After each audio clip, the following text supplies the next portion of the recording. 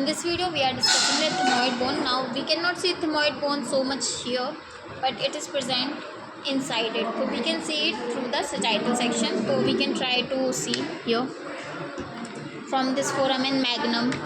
This is the foramen magnum. Now here you can see if this part, cribriform part, this is the part of the ethmoid bone. Now let's discuss. Now ethmoid bone is the anterior part of the floor of the cranial cavity. Ethmoid bone forms the cranial cavity का anterior part बनाते हैं, and it forms the partition between the cranial cavities. Now see, this bone is present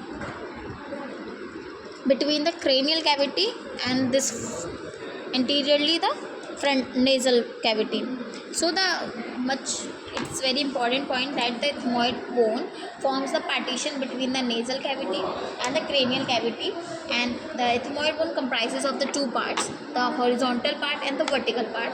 The vertical part forms the posterior portion of the nasal septum. The perpendicular part forms the dorsal portion of the osseous nasal septum, and it laterally presents some ethmoid cells, and the horizontal part is present like this, which forms the partition between the cranial and the nasal cavity, and this present a crista galli.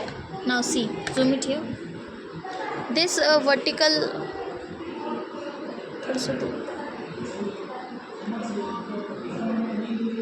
now see, ये जो vertically ridge आपको दिख रहा है, this is the median crest, and that median crest we call the crista galli. And there also present the olfactory fossa, and there is a cribriform plate. If we can see it here like this. So these are the cribriform plates which is present in the ethmoid bone. This is actually the concha, the dorsal concha. So this was all about the ethmoid bone.